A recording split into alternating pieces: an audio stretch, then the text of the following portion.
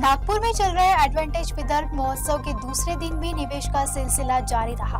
मुख्यमंत्री देवेंद्र फडणवीस की मौजूदगी में कई अहम एमओयू हस्ताक्षर किए गए। सरकार का वादा है कि इससे विदर्भ नए आर्थिक युग में प्रवेश करेगा। नागपुर में आयोजित खासदार औद्योगिक महोत्सव एडवांटेज विदर्भ के दूसरे दिन भी निवेश की रफ्तार तेज बनी रही। मुख्यमंत्री देवेंद्र फडणवीस ने कार्यक्रम में हिस्सा लेकर कई उद्योग समूह के साथ नए समझौते किए। सोलर मॉड्यूल, इलेक्ट्रिक वाहन, ग्रीन स्टील, जीसीसी और डेटा सेंटर जैसे क्षेत्रों में हुए एमओयू से विदर्भ के विकास को नई गति मिल रही है। अतिशय आनंदाची गोष्ट आहे की 22 देशातले लोक ॲडव्हान्टेज विदर्भाला आलेले आहेत। विशेषतः 22 देशातले अँबॅसेडर्स, हाय कमिशनर्स, काउन्सिल जनरल या ठिकाणी आले आहेत आणि त्यांच्या माध्यमातून विदर्भातल्या इन्व्हेस्टमेंट अपॉर्च्युनिटीज या आम्ही सगळीकडे पोहोचवण्याचा प्रयत्न करतो। आज काही स्ट्रॅटेजिक एमओयूज देखील आम्ही केलेले आहेत। याच्यामध्ये विशेषतः केअर हॉस्पिटलचा एक 500 बेडेड हॉस्पिटल नागपूरमध्ये तयार होत आहे, त्याचा एमओयू आहे।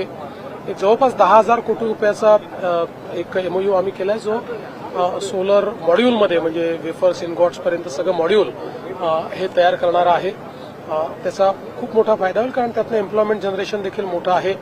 वेगवेगळ्या सेक्टरमधले काही एमओयूज देखील केलेले आहेत आणि मला असं वाटतं की अतिशय चांगला रिस्पॉन्स ॲडव्हान्टेज विदर्भला या ठिकाणी मिळतोय। माननीय गडकरी साहेबांच्या नेतृत्वामध्ये अतिशय चांगल्या पद्धतीने विदर्भाला शोकेस करण्याचं काम आम्ही या ठिकाणी करतो। आपले गडचिरोली पोलीस आणि C60 यांचं मी मनापासून अभिनंदन करतो की एक अतिशय महत्वाचं ऑपरेशन त्यांनी केलेलं आहे। आपल्याला माहिती आहे की विशेषतः एकच कंपनी आता नक्षलवाद्यांची या ठिकाणी राहिली होती आणि त्यातले मेजर जवळपास 7 लोक हे काल त्या ठिकाणी एलिमिनेट करण्याचं काम, न्यूट्रलाइज करण्याचं काम हे पोलिसांनी केलंय। हा कदाचित गडचिरोलीच्या इतिहासातलं एक सगळ्यात कठीण अशा प्रकारचं ऑपरेशन होतं, कारण अंधारामध्ये त्या ठिकाणी ऑपरेशन करायचं होतं।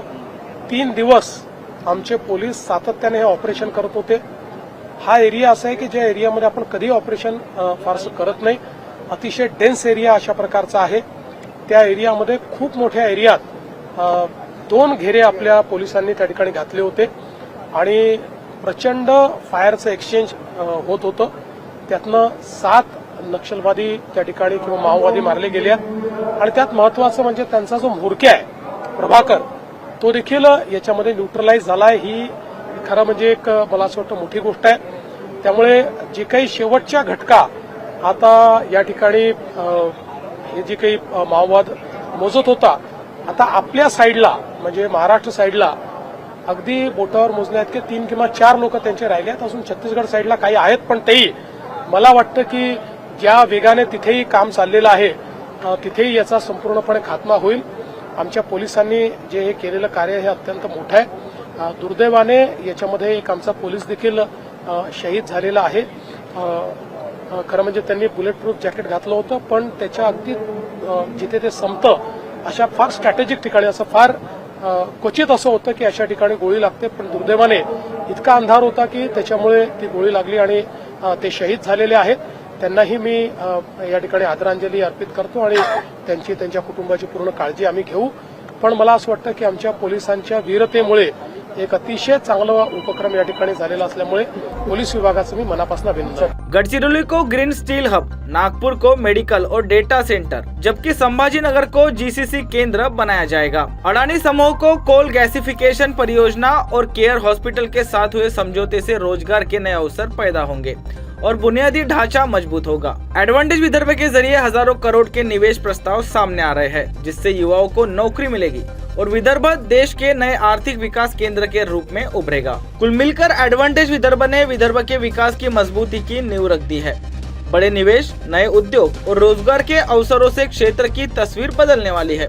आने वाले दिनों में यही विदर्भ महाराष्ट्र ही नहीं, देश की आर्थिक तरक्की का नया केंद्र बनेगा।